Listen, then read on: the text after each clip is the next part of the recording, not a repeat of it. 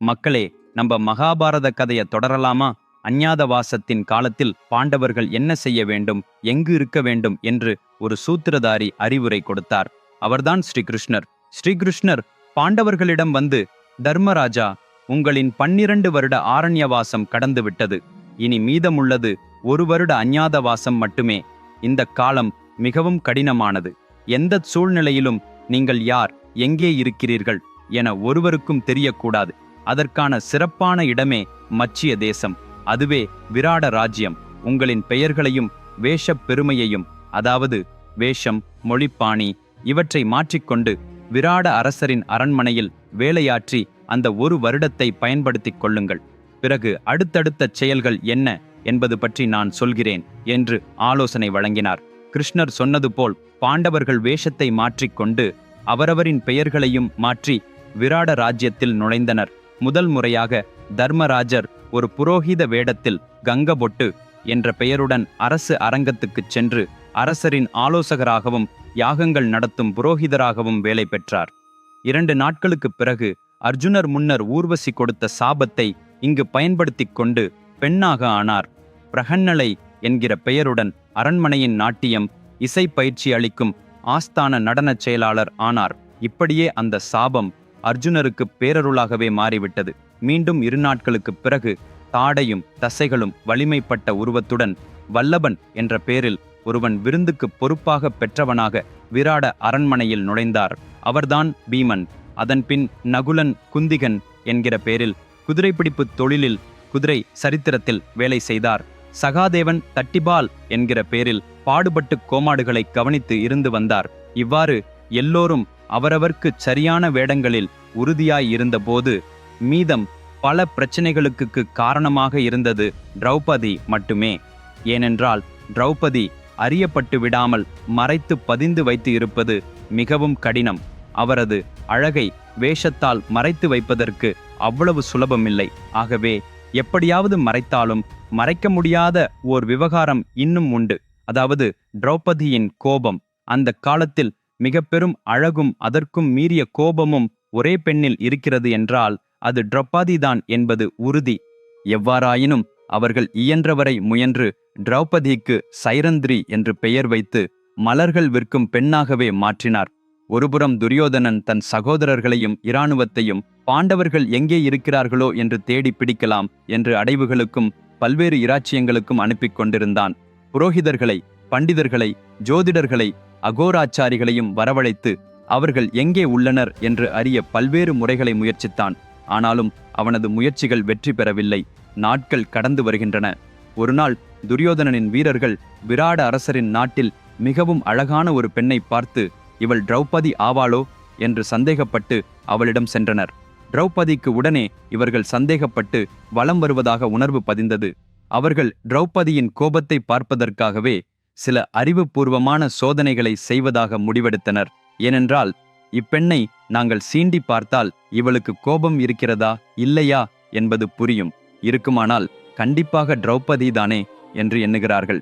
அப்படியே அவர்கள் திரௌபதியிடம் வந்து நாகரீகமற்ற முறையில் பேசிக்கொண்டு அவளை அவமானப்படுத்த தொடங்கினார்கள். திரௌபதிக்கு கோபம் வரத் துவங்கியுள்ளது. ஆனால் அதை வெளிப்படுத்தாமல் பொறுத்து கொண்டிருந்தாள். இவர்கள் மேலும் இழிவாக பேசத் தொடங்கினார்கள். திரௌபதியின் கோபம் நெருக்கென்று பேரிய தீப்பிடிப்பை எட்டியது. அவர்களோ இவள் கோபப்படுகிறாளா இல்லையா என்று பெரிதும் எதிர்நோக்கிக் கொண்டிருந்தனர். திரௌபதி கோபத்தில் குரல் எழுப்ப முயன்றபோது திடீரென ஒரு பெண் குரல் கேட்டது. யாரு நீங்கள்? அந்த குரல் திரௌபதியின் குரல் இல்லை. அது விராடராஜாவின் மனைவி சுதீஷ்ணாவின் குரல். அச்சமயம் சுதீஷ்ணா அப்பகுதியில் பல்லக்கில் சென்று கொண்டிருக்கையில் திரௌபதியை கேவலமாக வருத்தப்படுத்தும் அந்த நயவஞ்சிகளை பார்த்து தன் இராணுவத்தினரை வைத்து அவர்களை விரட்டி விரட்டி அடித்து அனுப்பினார். திரௌபதி மிகவும் கவலையடைந்த போது சுதீஷ்ணா அவளை தனது ராணி மண்டபத்துக்குள் அழைத்து சென்றார். யாரம்மா நீ? இதுவரை உன்னை நான் பார்த்ததில்லை. உன்னை பார்த்தால் நானே ஒரு ராணி என்றாலும் உன்னை பார்த்தால் நீயே மகாராணி போல தோன்றுகிறாய் என்று கேட்டார். அப்போது திரௌபதி, என் பெயர் சைரந்திரி. எனக்கு 5 கணவர்கள் இருக்கிறார்கள். அவர்கள் கந்தர்வர்கள். அவர்களுக்கு ஒரு முக்கியமான வேலை உண்டு. அதனால் அவர்கள் இந்த நாட்டை விட்டே வேறு நாட்டிற்கு சென்றுள்ளனர். 1 வருடத்திற்கு பிறகு அவர்கள் திரும்பி வரும். இதற்கு முன் நான் பாண்டவர்கள் மனைவி திரௌபதிக்கு அலங்காரம் செய்வதற்காகவே இருந்தேன் என்று விளக்கினாள். உடனே சுதீஷ்ணாவுக்கு ஒரு யோசனை வந்தது. திரௌபதிக்கு அலங்காரம் செய்த அனுபவம் இருந்தால் அவருக்கு மிகுந்த திறமை இருக்கும் என நினைந்து, எனக்கும் திரௌபதிக்கு செய்த மாதிரி அலங்காரம் செய்ய மாட்டாயா என்றார். அதற்கு திரௌபதியும் ஒப்புக்கொண்டாள். அதனால் திரௌபதிக்கு வேலை அளித்து அவளையும் அரண்மனையில் வைத்து கொண்டார். ஃப்ரெண்ட்ஸ், ஒரு மிகவும் சுவாரஸ்யமான கதையை வாசித்தால் அது ஒரு மனிதனின் வாழ்க்கையையே மாற்றிவிடும் என்று நீங்கள் நம்புவீர்களா? அதேபோல் அந்த கதையை உங்களின் பிள்ளைகளுக்கு வாசித்து கேட்கும்பொழுது அவர்களுக்கு வாழ்க்கையில் தேவைப்படும் மதிப்புகளை எல்லாம் கற்றுக்கொள்ள முடியும் என்று நீங்கள் நம்புவீர்களா? உங்களுடைய வாழ்க்கையில் அனுபவிப்பதோ அல்லது வரப்போகிறதோ எத்தகைய பிரச்சனைக்கும் ஒரு சரியான தீர்வு ஒரே ஒரு கதையிலேயே இருக்க வேண்டுமென்றால் நீங்கள் நம்புவீர்களா? நிச்சயமாக சாத்தியம். இது மனித இனத்தின் வரலாற்றில் முதல்களிலும் இருந்த மிகச் சிறந்த காவியத்தின் மூலம் மட்டும்தான் சிறப்பாக முடியும். அது மகாபாரதம். இந்த கதை எந்த சூப்பர் ஹிட் திரைப்படத்தை விட 100 மடங்கு சிறப்பாக இருக்கும். It's a challenge. விக்ரமாதித்ய கவித்துவத்தில் எழுதப்பட்ட மகாபாரதத்தின் முழு கதை 2 பாகங்களாக புத்தகமாகவும் இபுக் வடிவமாகவும் அமேசான் உட்பட 43 ஆன்லைன் ஸ்டோர்களில் கிடைக்கிறது. இந்த புத்தகம் உலகளாவிய ரீதியில் 54 மொழிகளுக்குள் கிடைக்கிறது. லிங்க்ஸ் இந்த வீடியோவின் கீழ் உள்ள டிஸ்கிரிப்ஷனில் கொடுத்திருக்கிறேன். உடனே ஆர்டர் செய்யுங்கள். ஏனென்றால் இது ஒரு சாதாரண புத்தகம் மட்டுமல்ல, இது உங்கள் வாழ்க்கைக்கு தேவைப்படும் ஒரு நூலகம்.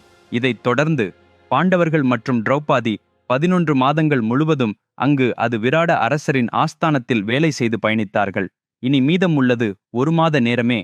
இந்த ஒரே மாதத்தை கவனமாக தாண்டினால் பெரும் பிரச்சனை ஏதுமே இருக்காது என்று எண்ணிக்கொண்டிருந்த நேரத்தில் ஒரு பெரிய இடைஞ்சல் வந்தது. அந்த பிரச்சனையின் பெயரே கீச்சகன். அந்த சமயம் கீச்சகன் வேறு ஒரு இராச்சியத்தின் மீது போர் செய்து வென்றுவிட்டு இப்போது திரும்பி வந்தான். கீச்சகன் என்பவர் சுதீஷ்ணாவின் தம்பி. உண்மையில் மத்ஸ்ய தேசத்தின் அரசர் விராடராஜா என்றாலும் அவர் ஒரு சக்தி இல்லாத அரசர் மாதிரிதான். அந்த நாட்டின் முழு பொறுப்பும் கீச்சகன் தான் வைத்திருந்தான். அதுபோல் ஒரு நாள் தம் அக்காவை சந்திக்க ராணி மண்டபத்திற்கு வந்த கீச்சகன் அங்கு திரௌபதியை பார்த்து அவளது அழகில் மயங்கி போனான். போரில் வென்று வற்புறுத்தமாக இளைப்பாரி வந்த கீச்சகன் திரௌபதியின் மூலம் சோர்வை தீர்ப்பதென்ற வழியை நாடினான். உடனே அவளது கையை பிடித்து, வா, என்னுடன் படுக்கை அறைக்குள் என்றான். அந்த வேளையில் சுதீஷ்ணா அங்கே வந்து, தம்பி, என்ன செய்கிறாய்? இந்த மேடையில் இருக்கும் இவள் சாதாரண பெண் அல்ல. இவளின் கணவர்கள் கந்தர்வர்கள், மிகவும் வலிமை மிக்கவர்கள். அவள் கையை விட்டு விடு என்று கடும் கோபத்துடன் கத்தினாள். உடனே கீச்சகன் திரௌபதியின் கையை விட்டுவிட்டான். ஆனால் மறுநாள் மீண்டும் சுதீஷ்ணாவை அணுகி, அக்கா, என்னால் முடியவில்லை, எனக்கு சைரந்தரி வேண்டும் என்று வற்புறுத்தினான். முதல் முறையில் சுதீஷ்ணா மறுத்தாலும் சில நேரங்கள் கழித்து அவளுக்கு புரிய வைக்கிறான். சரி தம்பி, அவளை நான் உன் மாளிகைக்கு அனுப்புகிறேன். ஆனால் அவளை அடக்கும் வேலை உன் பார்வையில்தான் என்று சொல்லி அந்த இரவு சுதீஷ்ணா திரௌபதியை அழைத்து 2 விளக்குப் பெட்டிகளில் உள்ள சுராபானத்தை ஒன்றை குடிக்கத் தந்து மற்றொன்றை அவன் உடலுக்கு கொண்டு செல்ல சொல்லியபடி கொடுத்தார். 2 பானைகளில் ஒன்றை திறந்து சுதீஷ்ணா குடிக்கத் தொடங்கினார். மற்ற கோப்பையை தம்பியின் மாளிகைக்கு கொண்டு சென்று தரும்படி திரௌபதியிடம் கூறினார். திரௌபதிக்கு அப்படி செல்லவே பெரும் வெறுப்பு. ஆனால் ராணியின் உத்தரவை மீற முடியாததால் பயத்தில் அந்த மாளிகைக்கு சென்றார். கீச்சகனின் அரைவாசலுக்கு சென்று தட்டினார். கீச்சகன் கதவை திறந்து திரௌபதியை தலை முதல் காலை வரை உற்று பார்க்கிறான். ஏதோ அந்த இரவில் திரௌபதி முன்னர் காணப்பட்ட அழகை அப்போதைய கணத்தில் விட இன்னும் அதிகம் என உணர்ந்தான். என் அறையில் இப்போது எதற்காக வந்தாய் சைரந்திரி என்று கேட்டான். அதற்கு பதிலாக திரௌபதி, உங்கள் அக்கா முன்பு 2 பானைகளில் சுராபானத்தை எடுத்தார். அவராக ஒன்று குடித்துவிட்டு மற்றதை கொடுத்து வந்து விட்டேன் என்று சொன்னாள். அப்போது கீச்சகன், நல்லது, அக்காவின் தாகத்தை குறைத்து விட்டாய். இப்போ எனது தாகத்தையும் தீர்த்து விடு, வா என்று அவளது தோளில் கை வைத்து அவள் உடையை பிடித்து இழுக்கப் போனான். அந்த கணத்தில் திரௌபதி நடுங்கினாள். சீ, நீ என்ன செய்கிறாய்? விட்டு வீடு. என் கணவர்கள் கந்தர்வர்கள். இந்த தீய செயலுக்கு பொறுப்பேற்றால் உன் உடலில் ஓர் எலும்பும் இருக்காமல் செய்வார்கள். உன்னை விடமாட்டார்கள் என்று எச்சரித்தாள். ஆனால் அதை கீச்சகன் கண்டு கொள்ளவே இல்லை. அவன், ஏய், இந்த இரவில் நீ என் அடிமை, என் அருகில் வந்தே ஆக வேண்டும் என்று அவளது ஆடைகளை கிழிக்க முற்பட்டான். அந்த நேரம் திரௌபதி பீதி கலந்த பயத்துடன் ஓடினாள். கீச்சகன் விட்டுவிடாமல் திரௌபதியை தொடர்ந்தான். அவளது மென்மையான சடைகளை பிடித்து சேலையை இழுத்து அசிங்கப்படுத்தினான். அவளை அடக்க முற்பட்டான். திரௌபதி முடிந்த வரையில் அவன் கைகளிலிருந்து தப்பித்து ஓடினாள். அவர் விரைந்து ஓடிக்கொண்டே இறுதியில் அரசரின் சபை அரங்கில் வந்து விழுந்தாள். அங்கு அரசரும் அவரின் மந்திரியும் சில பண்டிதர்களும் பாண்டவர்கள் கூட இருந்தனர். காப்பாற்றுங்க என்று கதறியபடி திரௌபதி உள்ளே வந்தாள். இதை கண்ட ஓர் சமயம் பாண்டவர்களின் இரத்தம் கொதித்தது. திரௌபதியை பின்தொடர்ந்தவனாக ஒரு கையால் சுறாபானத்தை பிடித்தவாறு ஒரு பெண்ணை மிராண்டித்தனமாக பிடுங்கி துரத்தும் காட்டு மிராண்டி போல கீச்சகன் வந்தான். அப்பொழுது இவன் முடிவை காண்போம் என்று நினைத்த பீமன் எழுந்து நடக்க முயன்ற உடனே பீமனின் கையை வேறொரு கை தடுத்து பிடித்தது. பார்த்தால் அது தர்மராஜா. இந்த சமயத்திலும் தர்மராஜா இப்போ வேண்டாம் என்று அசைபோடும் அடையாளம் தந்தார். இந்த நேரத்திலும் தர்மம் என்றால் என்ன அண்ணா என்று பீமன் மனதில் வந்தாலும் அண்ணனின் சொல்லை மீற முடியாது என்பதால் தம்பிகளின் அனைவரும் அப்படியே பாறையாய் எழுச்சியின்றி புற்றுக்கொண்டார்கள். ஃப்ரெண்ட்ஸ், அடுத்த எபிசோட்ல உள்ள உள்ளடக்கம் முற்றிலும் வேறு லெவலில் இருக்கும். ஏமாற்றமில்லை, மிஸ் பண்ணாதீங்க. அடுத்த சனிக்கிழமை அதே நேரத்தில் மீண்டும் சந்திப்போம். நான் எழுதிய மகாபாரத புத்தகத்தை உடனே ஆர்டர் செய்யுங்கள். லிங்க்ஸ் வீடியோவின் கீழே உள்ள விளக்கத்தில் டிஸ்கிரிப்ஷன் கொடுத்துள்ளேன். இன்னும் என் சேனலுக்கு சப்ஸ்கிரைப் செய்யாதவர்கள் இருந்தால் உடனே சப்ஸ்கிரைப் செய்து கொள்ளுங்கள். டில் தென் டேக் கேர். பாய்.